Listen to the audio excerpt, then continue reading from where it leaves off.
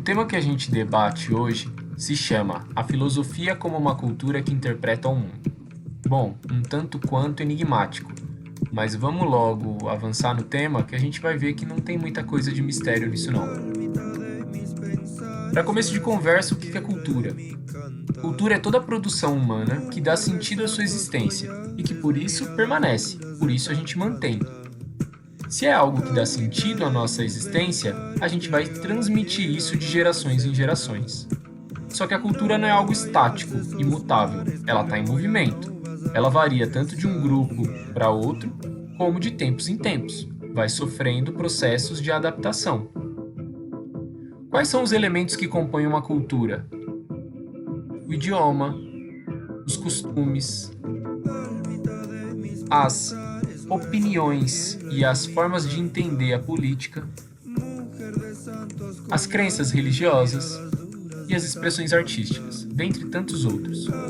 Beleza, são várias partes que compõem uma cultura e esses elementos variam de um povo para outro. Com a filosofia acontece mais ou menos a mesma coisa. É como se a filosofia fosse um mundo à parte, só que com vários elementos dentro dele, que ajudam a gente a pensar esse mundo.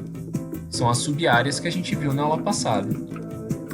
Para ajudar a pensar nesse sentido, a gente pode imaginar que a cultura filosófica é como se fosse a cultura de um povo numa cidade.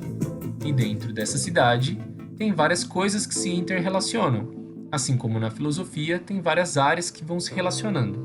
Bom, vamos pensar um pouquinho nisso. Além do seu aspecto físico, de prédios, estradas, carros, a cidade também tem pessoas que se relacionam, beleza. E para que o convívio dessas pessoas seja possível, tem uma série de coisas que tem que acontecer. Bom, os cidadãos têm que ter uma boa convivência. Nesse sentido, a gente pode pensar que utiliza a ética das sub-áreas da filosofia. A cidade tem que estar o mais limpa possível, longe de poluição. Então a gente tem uma preocupação com a beleza da cidade, então a estética. O comportamento político dos governantes dessa cidade tem que ser adequado. Aí a gente está falando de filosofia política. E a segurança das pessoas tem que estar resguardada. Então a gente pode estar falando um pouquinho sobre a antropologia filosófica. O que traz saúde para a mente, para o corpo, para o espírito das pessoas. Bom, deu para entender? São vários elementos na cidade e vários elementos na filosofia, e eles se interrelacionam. As partes que se interrelacionam dão sentido para essa cidade ou para a filosofia e coesão, ou seja, uma unidade. Beleza, a cultura filosófica serve para a gente poder interpretar o mundo. Para isso, é necessário manter um sentimento de constante maravilhamento com esse mundo. Como assim? Outras pessoas vão chamar isso de veneração ou de espanto do desconhecido. É só a gente imaginar uma criança que está em contato com algo novo. Ela pergunta, ela coloca o dedo, ela vai querer pegar, ela vai perguntar 1000 porquês.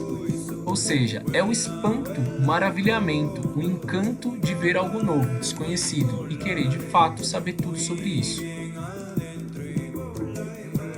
Na filosofia, Aristóteles dizia: ela nasce do espanto, ou seja, desse processo de questionar, de perguntar, de duvidar, de sempre buscar novas e novas respostas.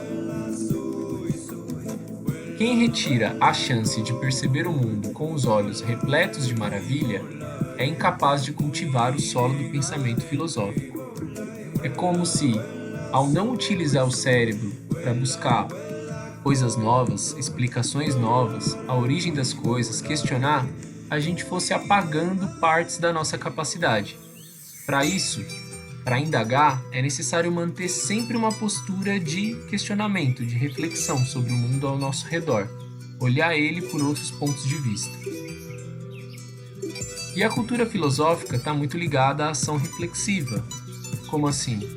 Como se fosse uma partida de xadrez. A gente analisa o tabuleiro, vê os movimentos possíveis, faz uma reflexão e age, esperando uma ação oposta que vai nos permitir um caminho.